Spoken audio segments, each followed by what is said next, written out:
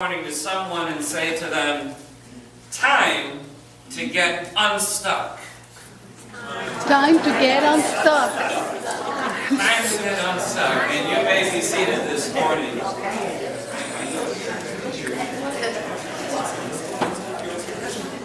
Pastor, you're walking out of the frame.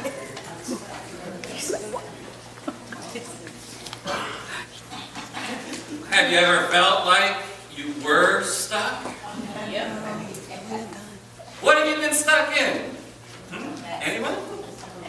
A mess. Stuck in a mess. Work. A what? Work. Work.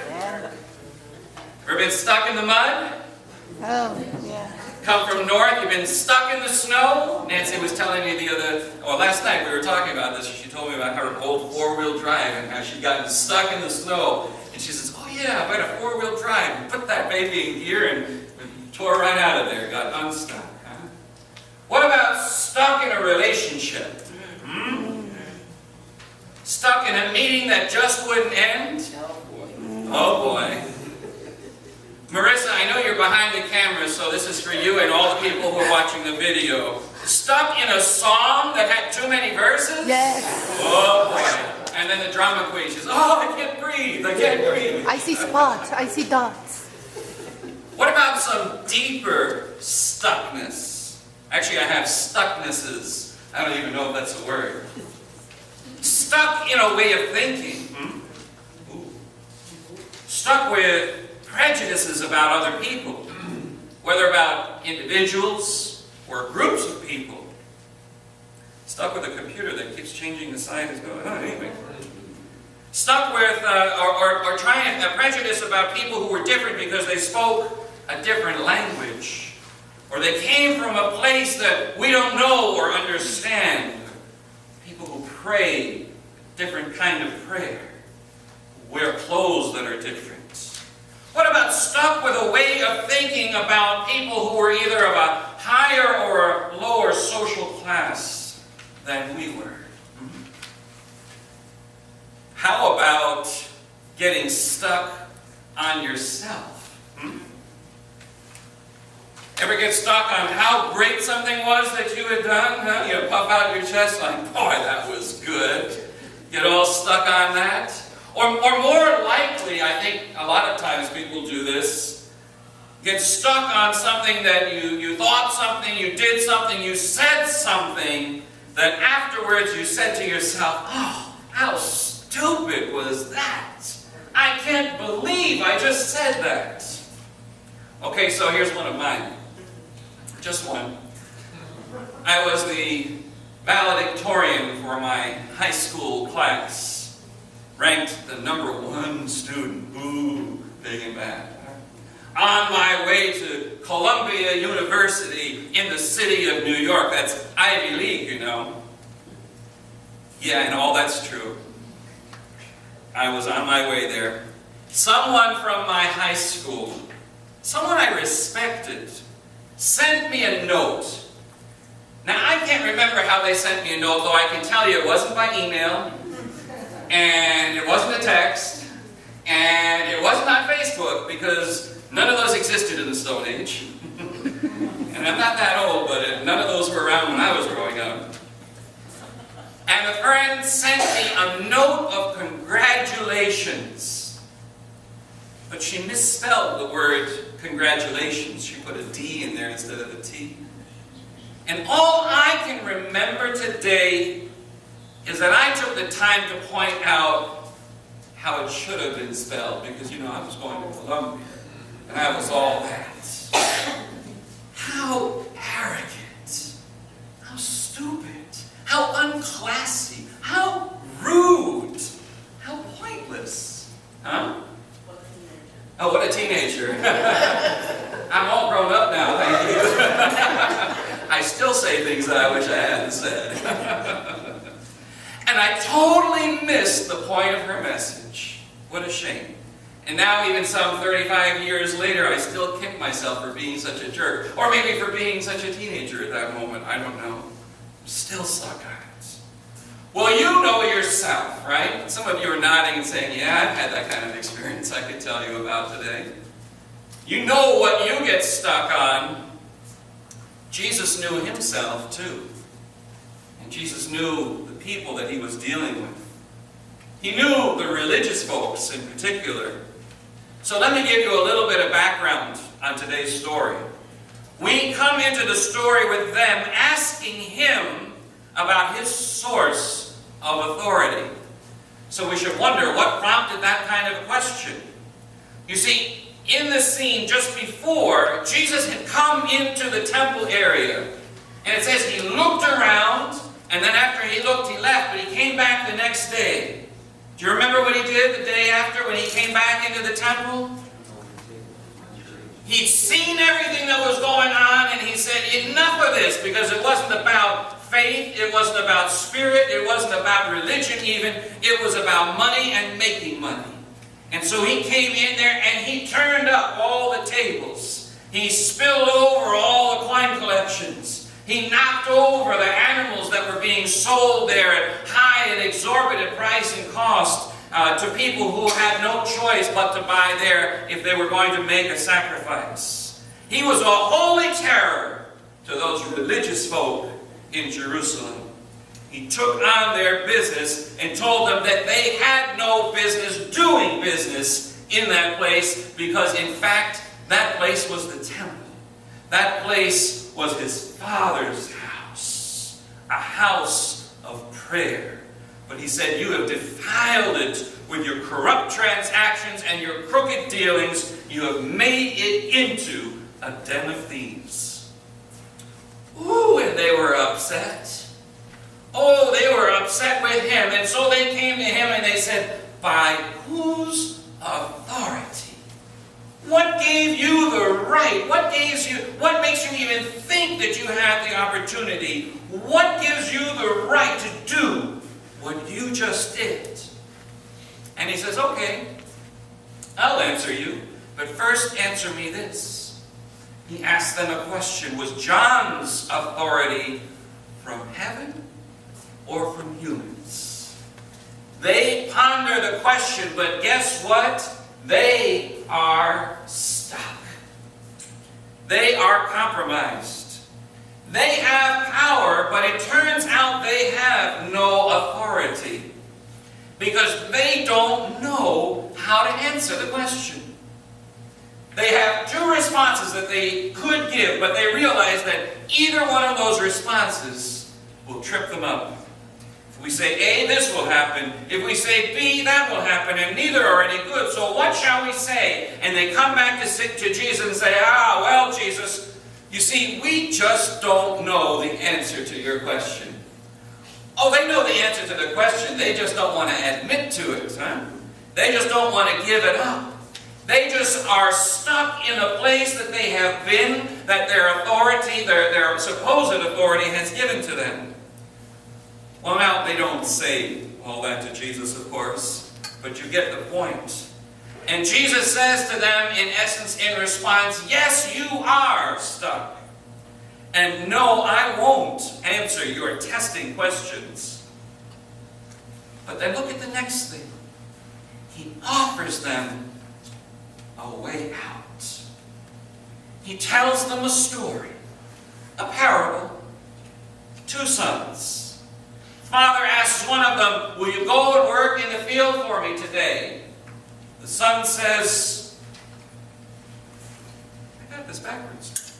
That's not what the son says, that's what I just said. The one son says, yes, I will go. But then he does nothing. Have you been there before? Feel trapped? Stuck? Whatever the reason, whatever the excuse, you want to do something, but you end up doing nothing. The other son is bold. He's brazen. The request comes to him. He says, no, I'm not going. I'm not going to do that. What? For real? Who do you think you're talking to? Who do you think you're answering? Maybe he was overcommitted. You know what they say, if you want something done, ask a busy person, right? But hey, even that has its limits. Maybe he was just at a point where he said, no more. I'm not work this afternoon after church. Huh? Maybe his father was always out there asking for help. How many folks here know that when your parents ask you to do something, that it may sound like a yes or no question, but it's really not? So he takes his no, but then he thinks it over. And then he takes that no and turns it into a yes. He decides to let go of what was holding him in the past, and he goes and does what they had talked about doing, what the Father had asked him to do. Jesus is offering the religious folk who are hearing this story. Friends, Jesus is offering to us who are hearing this story a new opportunity to move into the future, to not be stuck in the place that we feel like we've been.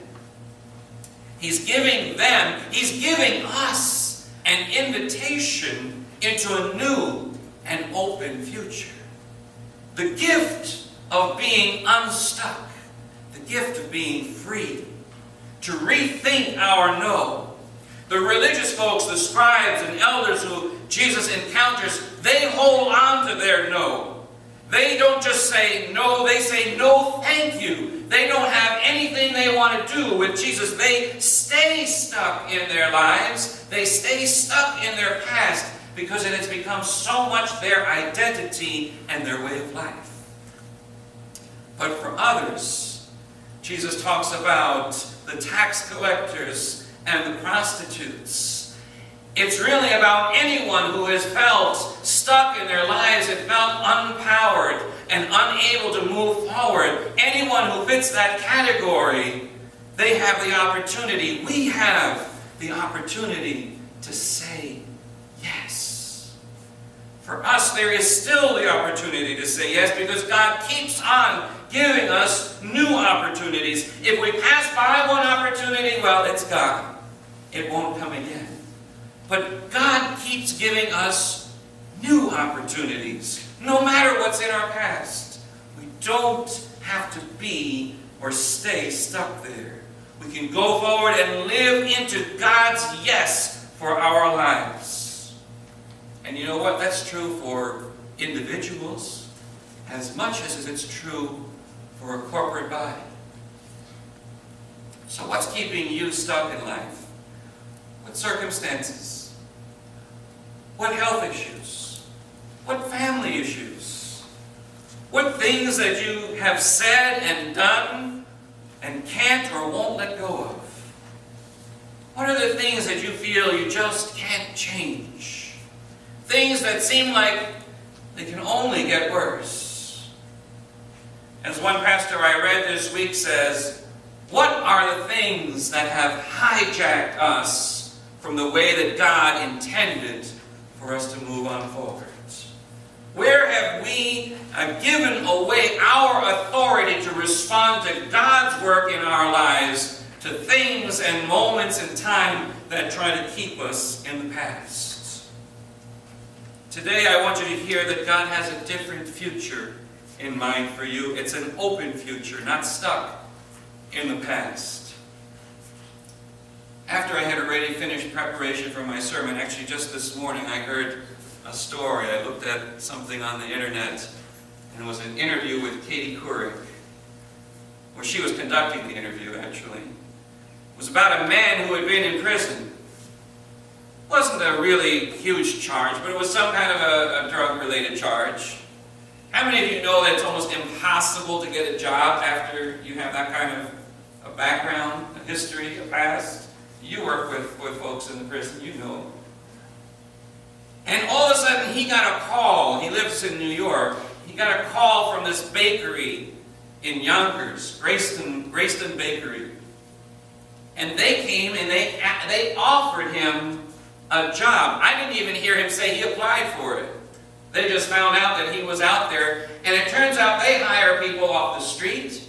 They hire ex-cons. They hire all kinds of people that you would never think could be hired and working in a place. They make brownies. And their slogan is, we don't hire people to make brownies. We make brownies to hire people. What a concept, huh? Talk about getting out of your past and getting unstuck. This young man now is talking about his new life, and he has his family around him, and he's there to be a father for his child and moving on. There are a couple of other stories about people getting unstuck, and if you want the link to it, see me afterwards. I'll tell you where the link is so you can see that interview yourself. It's really moving. But how do we get out of the places that we are stuck in our lives? Because God is there for us to move us in a new direction. Some of the members of council met this week, right in this room, with Neil Harrison, the director for, I never get his title exactly right, for the Office of Congregational Renewal. We shared with him our history. You know, folks, when he said, those of you who were at the meeting, when he said in the meeting that they had met for a couple of hours with me ahead of time, it seemed that way, because when you get to know Neil Harrison, he talks so fast that you can hardly keep up. You just keep on moving, and it's kind of keeps on going. It's like, you get tired of just being. He said we had met for a couple of hours. It was 90 minutes, okay? It felt like it was a couple of hours, but it was 90 minutes. And then he came and he spoke with the group here. Pastor Jaime Dubon was here, and we shared with him the history of living faith and where we've been. And as we let that percolate, and as the council met together on Saturday morning, I think we were starting to percolate about some things that maybe we have been stuck in. Some things that maybe we as a body need to say, how do we let go so that we can let God? So that it can be possible for us to move into the future that God has envisioned for us and has designed for us. And one of the things that we've said together as a group, we need a place where we can be visible in this community, where we can be anchored, where we can keep a sign out where people can say, oh, there it is, living faith. But not it, but where are the people called living faith? And we said, you know, we've been trying to find property for all these years, and it's been such a challenge and a task, and a city that's charging $1.5 million for an acre of land without anything developed on it. How do you accomplish that? So, well, maybe we need to let go of that idea. Maybe we need to think about what would it be like to lease a place, that we could afford, and that we could start to have a place where we could grow into some new opportunities and some new ministries. Friends, I'm here to say to you, God keeps on providing new opportunities. And it's for us as individuals in our lives and as a body of Christ to come together and look at those opportunities, look at those moments, and say, I want to get unstuck from the past and move to where God is taking us into a new future. Friends, that doesn't mean circumstances automatically change. But it does mean that our perspective on how we see those circumstances will be different. And that gives us the opportunity and the strength to move forward.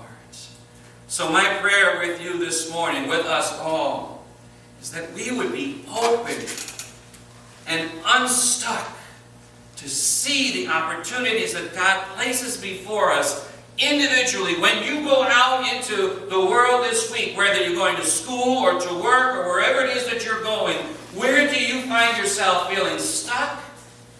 And how do you let God help you get loose from those places? And then how do we as a body come together and say, we are going to provide a witness for our God in this community without letting anything hold us back or stick us to the ground? That's a thought. That's a prayer. May we learn to be unstuck. In the name of the Father, and the Son, and the Holy Spirit. Amen.